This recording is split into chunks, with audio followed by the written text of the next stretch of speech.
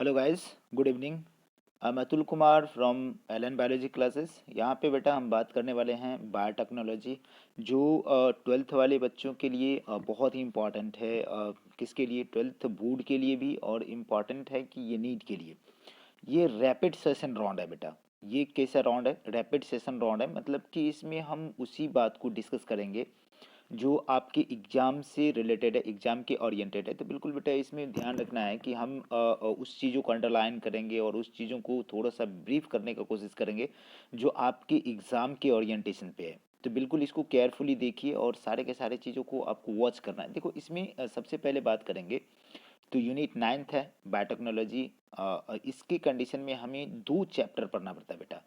इसमें 2 चैप्टर हमें पढ़ना पड़ता है। एक चैप्टर तो हम जानते हैं बेटा 11th नंबर का, प्रिंसिपल एंड प्रोसेस, किसका जी? बायोटेक्नोलॉजी का। दूसरा जो है बायोटेक्नोलॉजी और उसका जो है एप्लीकेशंस के बारे में बात करते हैं। तो यहाँ पे हमें सबसे पहले बात करना पड़ेगा कि ये जो है बायोटेक्नोलॉजी 2 टर्म से बना हुआ है एग्जैक्टली। बायो और दूसरा क्या? टेक्नोलॉजी। मतलब कि बायोलॉजी प्लस टेक्नोलॉजी, ये दोनों के दोनों हैं। तो इसका मतलब है बेटा कि हम बात करेंगे कि जो जो भी चीज़ें होगा वह रिलेटेड होगा बायोलॉजी से। उसको प्रौद्योगिकी में उसको क्या करते हैं, टेक्नोलॉजी में यूज करते हैं। बायोलॉजी में जो टेक्नोलॉजी यूज करती है उसके कंडीशन में बात करते हैं। तो यहाँ पे हमें बहुत सारी बातें करना पड़ेगा। एक्चुअली में आपको लगता होगा कि बायोटेक्नोलॉजी इज अ स्पेशल और new branches of the biology, लेकिन ऐसा नहीं है। नया ब्रांच नहीं है बायोलॉजी का, ये बहुत ही पुरानी ब्रांच है बेटा। ये क्या है? बहुत ही पुरानी ब्रांच है। इससे कंडीशन कैसे कैसे आपको पता चलेगा? तो देखो बेटा कि ये 1150 के आसपास ये स्टार्ट हुई। मतलब कि स्टार्ट कैसे हुआ बेटा कि सबसे पहले तो हम बात करेंगे कि इसमें हम करते क्या हैं बायोटेक्नोलॉजी के अंतर्गत। तो बायोटेक्नोलॉजी को 2 तरीके से हम ट्रेडिशनल और मॉडर्न दोनों व्यू देने का काम करेंगे। मतलब अभी जो चल रहा है उसकी बात करेंगे, और दूसरी जो मॉडर्न हो गया ये, और जो पहले था ट्रेडिशनल था उसमें। तो ट्रेडिशनल बायोटेक्नोलॉजी किस हिसाब से कहते हैं कि यह जो है इससे क्या होता है, यूज करते हैं माइक्रो ऑर्गेनिज्म, प्लांट को, एनिमल सेल्स को, और उसके कंपोनेंट जो डिजायरेबल प्रोडक्ट को जनरेट करने के लिए किसके लिए? ह्यूमन वेलफेयर में, ह्यूमन बीइंग के लिए यूज हो, तो उसको ट्रेडिशनल बायोटेक्नोलॉजी कहते हैं। बट अब मॉडर्न बायोटेक्नोलॉजी के कंडीशन में हम बात करेंगे बेटा, तो ये क्या हो जाता है कि जैसे हम जेनेटिकली मॉडिफाइड ऑर्गेनिज्म की बात करते हैं, जेनेटिकली इंजीनियरिंग माइक्रोब्स के बारे में बात करते हैं, plant cells, animal cells, to enhance the productivity. जो क्या करता है जी? प्रोडक्टिविटी, जो भी प्रोडक्ट बनाते हैं उसकी क्वांटिटी और क्वालिटी को क्या करता है? इन्हांस करता है, बढ़ा देता है। Also give rise to the new product, और क्या करता है? ये नया प्रोडक्ट देने का काम करता है। तो जेनेटिक बायोटेक्नोलॉजी में 2 ब्रांचेस को हम बात करेंगे, जेनेटिक इंजीनियरिंग और केमिकल इंजीनियरिंग। तो जेनेटिक इंजीनियरिंग में क्या होता है ये भी तो थोड़ा सा बात करना पड़ेगा कि जेनेटिक इंजीनियरिंग में बेटा क्या करते हैं आप। जेनेटिक इंजीनियरिंग में एक्चुअल में करते क्या है कि बेटा क्या करते हैं? अल्टर अल्टर द क्या भैया? अल्टर डीएनए, डीएनए को अल्टर करते हैं। और दूसरा कंडीशन क्या करते हैं जी? Introduce into introduce into host. और होस्ट में क्या करते हैं? हम इंट्रोड्यूस करते हैं अल्टर। तो ये हमारा क्या हो गया बेटा? ये क्या हो गया हमारा? Genetic engineering. ये क्या हो गया? Genetic engineering. लेकिन केमिकल इंजीनियरिंग में क्या करते हैं? To enable growth of desirable cells, desired cells and production of product. मतलब कि जो भी चीज़ें हैं उस डिजायरेबल प्रोडक्ट में उसको क्या करते हैं जी? एनेबल करते हैं, और उसकी प्रोडक्टिविटी को क्या करते हैं? बढ़ा देते हैं केमिकली। तो अब हमको बात करना पड़ेगा बेटा कि इस जगह पे हमें एक जो है न्यू ट्रेडिशन के हिसाब से बात करें तो ईएफबी का नाम आप सुने होंगे। ईएफबी का नाम सुने होंगे। तो ईएफबी के कंडीशन में बोलते हैं कि यूरोपियन फेडरेशन ऑफ बायोटेक्नोलॉजी की बात करते हैं, यूरोपियन फेडरेशन ऑफ बायोटेक्नोलॉजी। तो ये अभी जो बात करते हैं कि अभी जो मॉडर्न टेक्नोलॉजी के हिसाब से मॉलिक्यूलर एनालॉग्स, डीएनए, एमआरएनए और एंजाइम के बारे में भी बात करते हैं। तो चलो, हमने कहा कि ये नया टेक्निक नहीं है बेटा। ये क्या है? नया टेक्निक नहीं है। मतलब कि हम सबसे पहले बात करते हैं तो इससे करते क्या क्या हम ऑब्टेन करते हैं। तो ये बायोटेक्नोलॉजी के द्वारा जो आने वाले महत्वपूर्ण चीज़ें हैं बेटा, उसमें से बहुत सारे जो ग्रोथ हार्मोन की बात करते हैं, इंटरफेरॉन की बात करते हैं, इंसुलिन की बात करते हैं, वैक्सीन जो टीका की बात करते हैं, एंजाइम की बात करते हैं, एंटीबायोटिक्स की बात करते हैं, ऑर्गेनिक एसिड की बात करते हैं, तो इस तरह से मतलब कि बायोटेक्नोलॉजी जैव प्रौद्योगिकी का मुख्य उद्देश्य ऐसे उत्पादों और प्रोडक्टों से रिलेटेड है जो कि वैसी क्रियाओं से वैसे टेक्नोलॉजी को विकास करना है जिनका हेल्थ, एग्रीकल्चर और इंडस्ट्री पे, मतलब कि कृषि, स्वास्थ्य और उद्योग के व्यापक प्रयोग में किया जाता है। जैव प्रौद्योगिकी के विकास के हिसाब से हम बात करते हैं तो जेनेटिक इंजीनियरिंग इसमें आता है, माइक्रोबायोलॉजी की बात करते हैं, टिश्यू कल्चर मतलब कि उत्तक संवर्धक की बात करते हैं, ठीक है ना। फिर जो है हम मॉलिक्यूलर बायोलॉजी जो आणविक विज्ञान की बात करते हैं, ये विज्ञान की बात करते हैं, वो सारे के सारे चीज़ चलेंगे। तो ये बहुत ही नया नहीं है बेटा, बहुत ही पुराना है। सबसे पहले यहाँ पे बात करते हैं तो अल्कोहल जो है सबसे पहले बनाया गया था, ठीक है ना।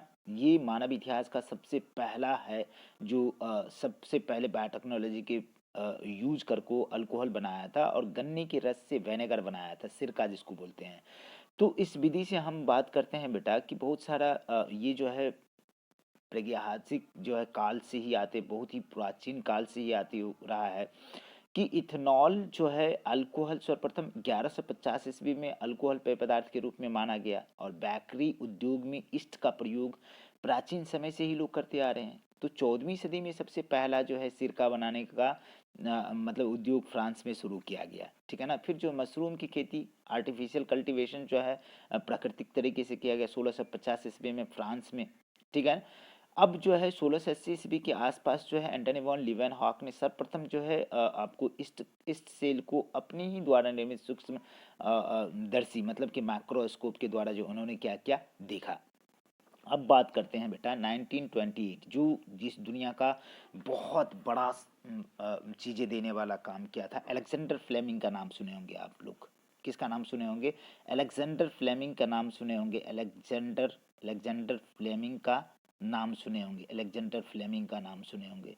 तो अलेक्जेंडर फ्लेमिंग भाई साहब जो है दुनिया का सबसे पहला व्यक्ति था जो पेनिसिलिन का खोज किया। पेनिसिलिन जो दुनिया का सबसे पहला एंटीबायोटिक्स है जो फंजाई से, पेनिसिलियम नोटेटम से इसको क्या क्या एक्सट्रैक्ट किया। 1800 कब बेटा, कब कब की बात है ये, कब की बात है? 1818 ईस्वी की बात है, ठीक है ना। अब सॉरी 1818 की नहीं बात है, 1928 की बात है, अलेक्जेंडर फ्लेमिंग की बात करते हैं। इससे पहले भी हम बात करते हैं बेटा तो एक 1818 ईस्वी में ऑक्सलेवेन की बात करते हैं तो ये सबसे पहले ईस्ट को फर्मेंट करने की गुणवत्ता को बताया। और 1885 ईस्वी में लुइस पास्चर भाई साहब, कब जी? 1885 ईस्वी में लुइस पास्चर भाई साहब ने क्या किया था कि इसमें सूक्ष्म जीवों के द्वारा जो है लैक्टिक एसिड का फर्मेंटेशन, माइक्रोब्स के द्वारा लैक्टिक एसिड का फर्मेंटेशन किया, उसका पता लगाया। और एडवर्ड बुकनर की बात करते हैं तो 1897 ईस्वी में यह पता लगाया था कि ईस्ट से निकाले गए एंजाइम क्या करते हैं जी? स्टार्च को क्या करते हैं बेटा? स्टार्च को कन्वर्ट कर देते हैं किस में बेटा? अल्कोहल में, ठीक है ना। स्टार्च को किस में कन्वर्ट कर देते हैं? अल्कोहल में। आ जाएगा, ये बात समझ में आ रहा है ना आपको। अब हमें बात करना पड़ेगा कि बेटा हम अलेक्जेंडर फ्लेमिंग की बात कर लिए। 1944 ईस्वी में जो है इसका व्यापक रूप से 1950 में एंटीबायोटिक्स का खोज कर दिया और चलने लगा। 1953 ईस्वी की बात है कि वाटसन एंड क्रिक ने डीएनए का डबल हेलिक्स मॉडल दे दिया और वहीं से हम जेनेटिक इंजीनियरिंग का नींव डाले। 1962 ईस्वी में बात करते हैं तो ये जो है मतलब कि मदद लिया जो यूरेनियम जो माइनिंग की बात करी गई, ठीक है ना। 1971 ईस्वी में राइजोबियम में नीफ जीन को पता किया गया, ठीक है। किसका? नीफ जीन के बारे में पता किया गया कि जीवाणु में जीवाणु कंडीशन क्लेब्सिएला की बात करते हैं उसमें नीफ जीन होता है। राइजोबियम से नीफ जीन को क्लेब्सिएला में ट्रांसफर करी गई। यह 1973 में सबसे पहला जेनेटिक इंजीनियरिंग का सफल पूर्वक जो है प्रयोग किया गया था बेटा। अब हम बात करते हैं 1978 की बात करते हैं, 1978 की बात करते हैं जो रिस्ट्रिक्शन एंडोन्यूक्लियस एंजाइम का यूज किया गया मॉलिक्यूलर बायोलॉजी में। किस में? मॉलिक्यूलर बायोलॉजी में यूज किया गया। अब हमें बात करना पड़ेगा बेटा कि 1980 से 90 के दशक की बात करते हैं। जेनेटिकली इंजीनियर्ड जो है इंसुलिन बनाया, इंटरफेरॉन बनाया, मतलब कि ह्यूमन जो growth hormone, monoclonal antibody, hepatitis B का वैक्सीन का आविष्कार हुआ। बहुत सारी तरीका है जो जनमानस के लिए सबसे ज़्यादा यूज हुआ। 1990 में ये जो है डीएनए रिकॉम्बिनेंट डीएनए टेक्नोलॉजी का व्यवहार व्यापक रूप से करा गया और इसके कंडीशन में हम बात करते हैं बेटा, तो वहाँ पे एक जो है मतलब कि एक ऐसा जो है हम बात करेंगे कि 1990 की ही बात करते हैं बेटा। एक डिजीज था जो जेनेटिक डिजीज था बेटा, SCID, severe combined immuno deficiency, जो एक एंजाइम है एडीए के डेफिशिएंसी से, एडिनोसिन डीएमिनेज के डेफिशिएंसी की वजह से हुआ था। 4 साल के बच्चे में ये चीज़ें खोज किया गया, उसमें सबसे पहले ट्रीटमेंट किया करा गया। तो हमें बहुत सारी चीज़ें के बारे में बात किया। कृषि के क्षेत्र में बात करते हैं तो जेनेटिक इंजीनियरिंग का व्यापक यूज है, जो बहुत सारे उन्नत किस्में तैयार तैयार करते हैं, रोग जो प्रतिरोधी किस्में हम तैयार करते हैं, वैरायटी तैयार करते हैं प्लांट का, जो जैव खाद है, बायो फर्टिलाइजर्स है, मतलब कि बहुत सारा जो हाइब्रिड की बात करते हैं, प्रोटोप्लास्ट के कल्चर की बात करते हैं बेटा, जैसे फसल्स की बात करते हैं तो उसके उसके प्रोटोप्लास्ट प्रोपेगेशंस की बात करते हैं, तो आलू गन्ना केला इस सब में उपयोग किया गया। तो जेनेटिकली मॉडिफाइड क्रॉप बनाया गया, ठीक है ना। अब जो जेनेटिक इंजीनियरिंग का सबसे अच्छा एग्जाम्पल है बेटा कि हम जो है जेनेटिकली मॉडिफाइड फूड बना है, ठीक है ना, जिसमें बात करते हैं तो गोल्डन राइस की बात करते हैं। किसका? गोल्डन राइस की बात करते हैं, जिसमें vitamin A in rich amount में होता है। मकई था जिसके कंडीशन में हम बात करते हैं लाइसिन और ट्रिप्टोफैन, ये था जो अमीनो एसिड की बात करते हैं। और दलहनी फसलों में हम बात करते हैं तो लाइसिन मतलब प्रचुर मात्रा में था। ये तो हमारा बेसिक बेसिक बात हो गया।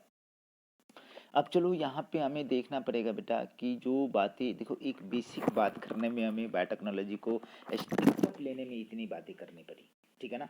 अब हमें यहाँ पे बायोटेक्नोलॉजी का दोनों डेफिनेशंस की हम बात कर चुके हैं। यहाँ पे बात करेंगे बेटा कि ये जो है मतलब कि इसको एक बार पढ़ के आप देखिए ताकि थोड़ा थोड़ा सा समझ में आएगा। एक्चुअल में आप लोग को मैं बहुत कुछ बता चुका, लेकिन बेसिक बेसिक बात यहाँ पे ध्यान देंगे कि बायोटेक्नोलॉजी में दो ओल्ड बायोटेक्नोलॉजी और मॉडर्न बायोटेक्नोलॉजी के बारे में हमने बात कर लिया। और इसमें जो है मेडिकल कौन कौन से फील्ड के कंडीशन में हम बात करते हैं, तो मेडिकल है, एग्रीकल्चर है और इंडस्ट्रियल है, दोनों का दोनों यूजेज हैं। कह रहा है कि biotechnology deals with the technique of using the lab microbes and enzyme from the organism to produce a product and process useful to the human के लिए यूजफुल है। Sense making the curd beer wine, मतलब कि दही हो, bread हो, beer हो, wine हो, ये सब बनाने के लिए माइक्रोब्स मेडिएटेड प्रोसेस होता है, माइक्रोब्स के द्वारा होगा, ईस्ट बहुत सारा यूज होगा, ठीक है ना। इससे हमने क्या कहा था कि अल्कोहल बनाते हैं, बियर बनाते हैं, मतलब कि ब्रेड बनाते हैं, जितने भी फर्मेंटेशन करना है वो उसको करते हैं। फिर हमारे पास कंडीशन है क्या है कि जैसे हम बात करेंगे बेटा कि यहाँ पे हमें जो भी बिवरेज है, जो भी बेकरी वाले प्रोडक्ट है, सबको इडली डोसा सांभर ये सारे के सारे चीज़ें भी बनाते हैं हम। यहाँ पे दूसरी कंडीशन है कि यहाँ पे यूज करते हैं बेटा genetically modified organism to achieve the same large scale use large scale. Further, many other processes technique are also induced the biotechnology, ठीक है ना। बायोटेक्नोलॉजी एग्जाम्पल में in vitro fertilization leads to the test tube baby, ये synthesize किया गया gene by using it, तब develop किया गया डीएनए वैक्सीन्स को करेक्टिंग द डिफेक्टिव जीन को, all parts of the biotechnology. तो अब हमारे पास क्या है, ये तो हमने बता दिया है। ये अभी यूरोपियन फेडरेशन ऑफ बायोटेक्नोलॉजी की बात करते हैं तो डेफिनेशन इसमें क्या किया गया कि इस मॉडर्न बायोटेक्नोलॉजी के हिसाब से बात करते हैं तो integration of natural science and organism cell part of the there of the molecular analogs to produces product and services. अब हमें बात करना पड़ेगा बेटा यहाँ पे की प्रिंसिपल ऑफ बायोटेक्नोलॉजी, तो जेनेटिक इंजीनियरिंग की बात करेंगे और केमिकल इंजीनियरिंग की बात करेंगे, ठीक है ना। यहाँ पे जेनेटिक इंजीनियरिंग, तो जेनेटिक इंजीनियरिंग में क्या करते हैं, टेक्निक है जो अल्टर करते हैं किसको, डीएनए और आरएनए को, जेनेटिक मटेरियल को, इट्स, ठीक है ना। अब हमारे पास क्या है बेटा कि इस जगह पे हम बात करते हैं introduce these into the host organism, जो हमने अल्टर किया उसको होस्ट ऑर्गेनिज्म एंटर करवाएंगे, change the phenotype of the host, host का फिनोटाइप चेंज हो जाएगा, उसका जो मॉर्फोलॉजी चेंज हो जाएगा। अब कह रहा है कि process of bio bio process of engineering, तो इसमें क्या करते हैं, स्ट्राइल मेंटेन करते हैं, स्ट्राइल हैबिटेट को, कहने के मतलब microbial contamination free, microbes free होगा, स्टेराइल, ठीक है ना। बांस वाला मत समझना। Ambience of the chemical engineering process enable the growth only the desirable microbes और eukaryotic cells in the large quantity और for the manufacture the biotechnology product like antibiotics vaccine enzyme. अभी सब बात किए हैं कि सारे के सारे चीज़ को ऑब्टेन करने के लिए हम बायोटेक्नोलॉजी बायो प्रोसेस इंजीनियर का यूज करते हैं। अब आ जाओ बेटा कि यहाँ पे हमें सबसे बड़ी बातें करनी पड़ेगी कि इसके केसेस में हमें बात करेगा तो सेक्सुअल रिप्रोडक्शंस और सेक्सुअल रिप्रोडक्शंस हम बात करते हैं यहाँ पे प्रोबेबली एडवांटेज की बात करते हैं। तो sexual reproduction produces reproductions over the asexual reproductions. तो पहले वाला जो है बात करते हैं तो अपॉर्चुनिटी ऑफ वेरिएशन, ठीक है ना, and formulations of the unique combinations of genetic setup, ये सारे के सारे चीज़ करेंगे। लेकिन कंडीशन क्या है बेटा कि जैसे हमें बात करना पड़ेगा कि यदि ये ना हो, ठीक है, तो असेक्सुअल रिप्रोडक्शन में क्या हो जाएगा बेटा कि ये जेनेटिकली मॉडिफिकेशन इन्फॉर्मेशन हुआ था। सेक्सुअल रिप्रोडक्शन जो है परमिट करता है वेरिएशन को, ठीक है ना। Traditional hybridization technique use in a plant and animals breed and often leads to the inclusions and multiplications of the undesirable genes and desired product। अब यहाँ पे हम बात करते हैं कि इसमें इंक्लूड करते हैं जेनेटिक इंजीनियरिंग कंडीशन में recombinant DNA technology, gene cloning और जीन ट्रांसफ़र, ठीक है। तो रिकम्बिनेंट बायोटेक्नोलॉजी के कंडीशन में हम बात करते हैं, रिकम्बिनेंट डीएनए के केसेस में हम बात करते हैं। तो आप जानते हो कि fat of peace of DNA which somehow transfer alter the organism most likely this piece of DNA would be not able to multiply itself in the progeny cells of the organism, but when it get entered into the genome or recipient it multiply and be inherited along with the host cells. This is because the alien piece of the DNA has become a part of the chromosome which has altered the ability to replicate। यहाँ का मतलब समझाता हूँ बेटा। यहाँ पे जितनी भी बात हमें कही गई है कि कह रहा है कि भैया जो भी डीएनए में हम मैनिपुलेशंस करेंगे, जो चेंजिंग करेंगे, उसको हम क्या कहते हैं कि बाहर से जो चीज़ें लाते हैं उसको एलियन पीस बोलते हैं, फॉरेन डीएनए बोलते हैं, क्रोमोजोमल डीएनए बोलते हैं। एबिलिटी टू रेप्लिकेट, उसमें एबिलिटी होता है कि वो क्या कर सके, रेप्लिकेट कर सके, कॉपी बना सके अपना। The chromosome there is a specific DNA sequence is called origin of replications, ORI, origin of replications responsible for the initiation of replications। ये ORI जो है काम करता है replications को स्टार्टअप लेने में। therefore the multiplications of the alien piece of the DNA an organism is needed a part of the chromosome। अब वो क्या हो जाएगा, उसका पार्ट हो जाएगा which has a specific sequence known as origin of replications, ठीक है ना, समझ में आ गया। ऑरिजिन ऑफ इतने भाषा कहने के बाद हमें लास्ट में कहना पड़ेगा कि ऑरिजिन ऑफ रेप्लिकेशंस ORI एक साइट है, एक जगह है जहाँ से रेप्लिकेशन से स्टार्ट होता है, ठीक है, बस इतने ध्यान में रखना है। LNDNA is linked with the origin of replications so that the piece of the DNA can replicate, हो गया ना, and multiply itself in the host organism, host में डाल देंगे। also called the cloning, और हम बात करते हैं making the multiple identical copy of the template DNA, उसका कॉपी बनाने का काम करते हैं। अब दूसरी कंडीशन में बात करते हैं बेटा कि कंस्ट्रक्ट करते हैं आर्टिफिशियल रिकम्बिनेंट डीएनए मॉलिक्यूल्स। तो यहाँ पे कंस्ट्रक्ट करते हैं first the recombinant DNA emerge from the possibility of the linking of the gene encoding the antibiotic resistance with the native plasmid, ठीक है ना। नेटिव प्लाज्मिड कहने का मतलब है ऑटोनोमसली है replicate circular extra chromosomal DNA को बोलते हैं plasmid. Extra chromosomal DNA is plasmid, salmonella typhimurium, ठीक है ना। एस्टेन, अब यहाँ पे बात करेंगे सबसे पहले बायोटेक्नोलॉजी के केसेस में हम बात करेंगे बेटा। तो सबसे पहला हम बात करते हैं मतलब कि दो साइंटिस्ट को, इस जगह पे हम किसकी बात करेंगे, दो साइंटिस्ट की बात करते हैं, हर्बर्ट बॉयड और कोहेन को। लेकिन उससे पहले हम बात करते हैं पॉल बर्ग की बात करते हैं। तो पॉल बर्ग भाई साहब ने क्या किया था बेटा, आपको दिमाग में ये बात डाल देता हूँ। पॉल बर्ग का कहना था कि भैया पॉल बर्ग ने क्या किया था कि एक यहाँ पे चलो छोटा सा जगह ले लो, ये जगह लो। पॉल बर्ग ने क्या किया था कि एक जो है हमारे पास बेटा कि इसके कंडीशन में हमारे पास क्या है कि SB40 वायरस है, इसको इंट्रोड्यूस किया बैक्टीरिया में, किसके द्वारा, मतलब कि हम कहते हैं कि सीम सीमियन वायरस, सीमियन वायरस 40, तो इसको शॉर्ट में बोलते हैं SB40। इसको इंट्रोड्यूस किया गया था किसके कंडीशन में बेटा, बैक्टीरिया में, किसके द्वारा, लैम्डा फाज की मदद से, लैम्डा फाज के मदद से इसको किस में इंटर किया गया था, बैक्टीरिया में। तो किसका कहना था ये, पॉल बर्ग का, पॉल बर्ग का। इसलिए पॉल बर्ग को फादर ऑफ जेनेटिक इंजीनियरिंग कहते हैं। क्या जी, पॉल बर्ग को फादर ऑफ जेनेटिक इंजीनियरिंग कहते हैं। बहुत इंपॉर्टेंट बातें हैं बेटा।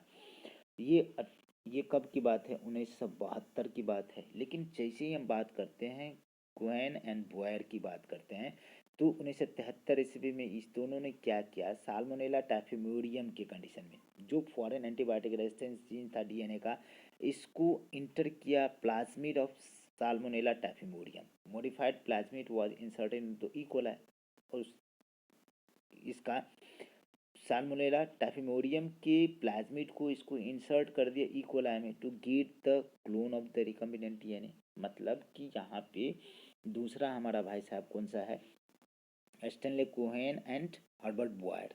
तो कोहेन के बारे में बात करेंगे, ठीक है ना, किसी की नहीं, कोहेन एंड बॉयर। किसकी बात करेंगे, कोहेन एंड बॉयर की बात करते हैं। ये भी कब की बात है बेटा, 1973 की बात है, वो 72 की बात था। इसने क्या किया कि एक फॉरेन डीएनए लिया इनटू द प्लाज्मिड ऑफ इसमें, मतलब कि एक जो है हम फॉरेन डीएनए लेते हैं, FOREIGN, फॉरेन डीएनए, मतलब कि बाहरी डीएनए लिया, इसको इंसर्ट कर दिया किसके कंडीशन में, साल्मोनेला टाइफिमोरियम। किसको, साल्मोनेला टाइफी टाइफी टाइफिमोरियम, ठीक है ना। इसके साथ अलाइन कर दिया, इसके इसके इसके प्लाज्मिड में, इसके प्लाज्मिड में इंसर्ट कर दिया, और इसको फिर किस में ट्रांसफ़र कर दिया बेटा, एस्चेरिचिया कोलाई में। तो इसको बोला जाता है जेनेटिक इंजीनियरिंग का फादर, पॉल बर्ग को, ठीक है ना, आ जाएगा।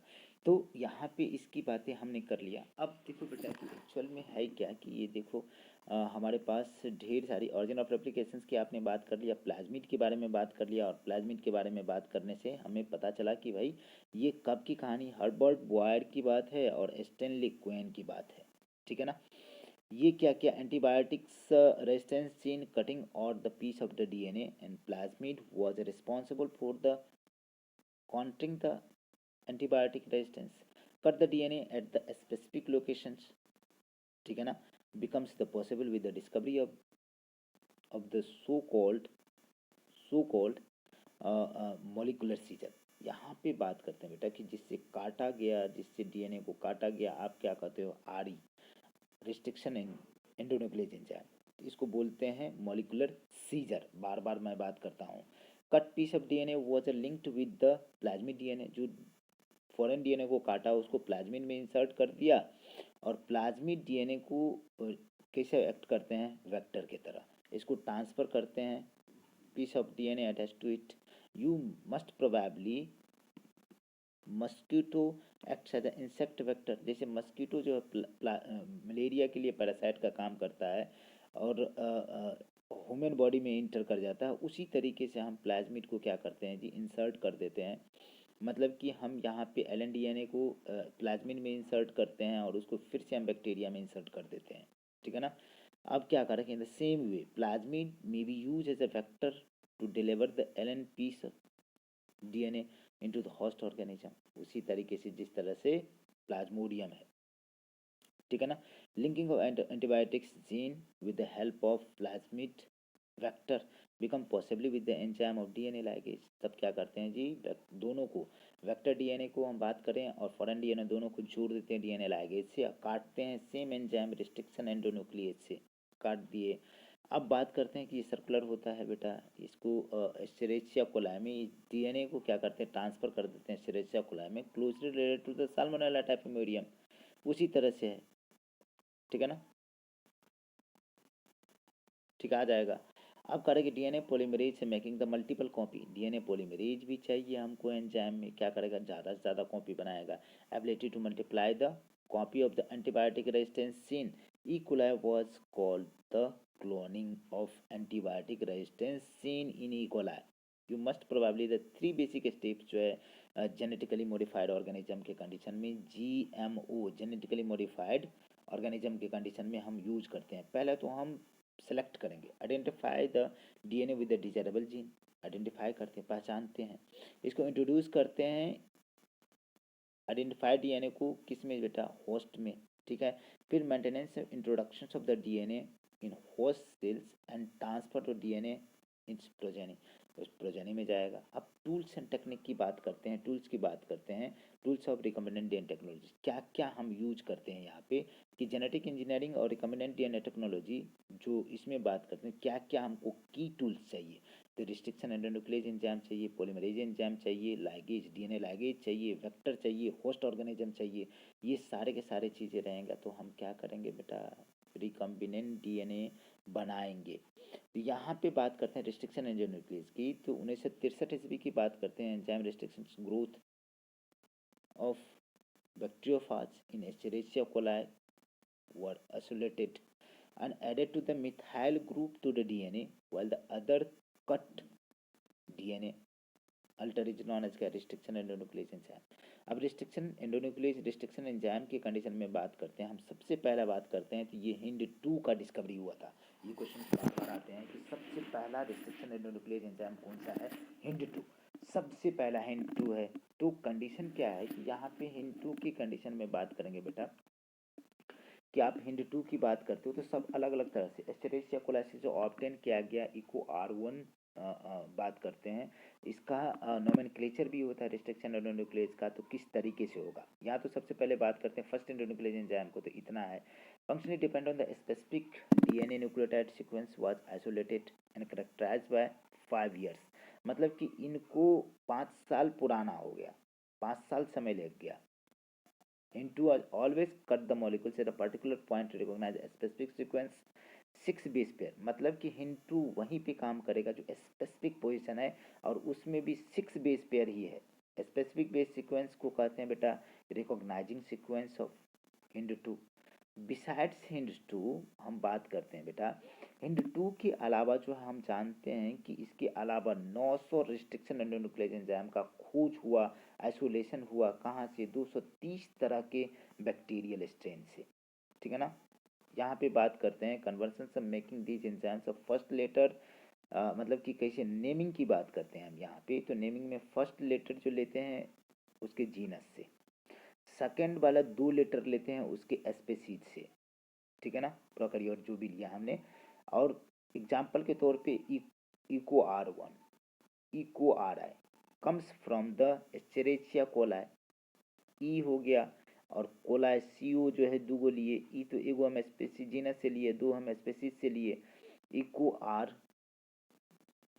ठीक है ना, comes from Escherichia coli R113, ठीक है ना।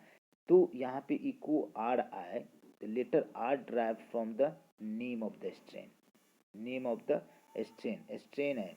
और रोमन नंबर, जो रोमन नंबर की बात करते हैं, नेम इंडिकेट करता है ऑर्डर जो एंजाइम का क्या हो गया, डिस्कवरी हुआ है, किससे बेटा, बैक्टीरियल स्ट्रेन से। Restriction enzyme belongs to the large classes enzyme that is known as का न्यूक्लिएज, कौन सा, न्यूक्लिएज। और न्यूक्लिएज में 2 तरह का एंजाइम होता है, एक्सोन्यूक्लिएज और एंडोन्यूक्लिएज। एक्सोन्यूक्लिएज जो न्यूक्लियोटाइड को काटता है DNA से, जहाँ से बात करते हैं कट करता है specific positions within the DNA। बात करते हैं कि each restriction endonuclease enzyme is a inspecting the length of the DNA sequence to find the recognizing sequence. यहाँ पे दूसरी कंडीशन हम बात करते हैं कि डबल स्टैंडर्ड होता है और ये हेलिक्स है जी, स्पेसिफिक पॉइंट होता है, शुगर और फॉस्फेट बैकबोन पे आपका रिस्ट्रिक्शन एंडोन्यूक्लियस, यहाँ पे बात करते हैं तो बेसिस लगे होते हैं।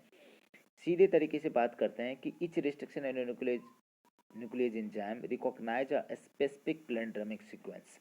अब ये प्लेंड्रमिक सीक्वेंस की बात करते हैं कि मतलब कि DNA पे ऐसा बेस का सीक्वेंस होना चाहिए, जैसे मान लो कि हम इसका बात करते हैं, इसको घातक पढ़ लीजिए GAATTC, तो ये 5 प्राइम टू 3 प्राइम है, और इसी तरह से GAATTC इधर से पढ़ो, ठीक है ना, इधर 5 प्राइम टू 3 प्राइम, किसी भी डायरेक्शन से आप पढ़ोगे तो आपको सिमिलर दिखाई देगा, सिमिलर पढ़ा जाएगा, यहाँ पे देख लो।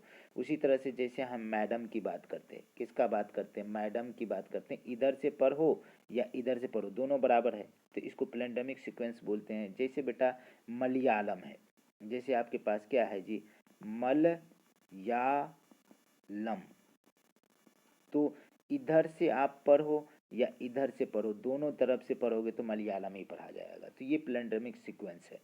अब करते क्या है कि एक्शन किस तरह से होता है एंडोन्यूक्लियस एंजाइम का, तो आपको देखो बेटा, ये बात करते हैं वेक्टर डीएनए की बात करते हैं, ये फॉरेन फॉरेन करने का मतलब जीन ऑफ इंटरेस्ट की बात करते हैं। जैसे मान लो कि इंसुलिन हमको बनाना है तो किसी दूसरे से इंसुलिन लेते हैं, you can cut the DNA between the, मतलब अब इसको भी कट करने की बात करते हैं। घातक वाली जो है जी और ए के बीच में ही ये कटेगा, चाहे फॉरेन हो चाहे वेक्टर हो, कहीं पे भी देखो ये साइट है जी और ए के बीच में कट रहा है, यहाँ पे भी देखो जी और ए के बीच में कट रहा है, यहाँ पे इको R1, ठीक है ना, जी और ए के बीच में कट रहा है।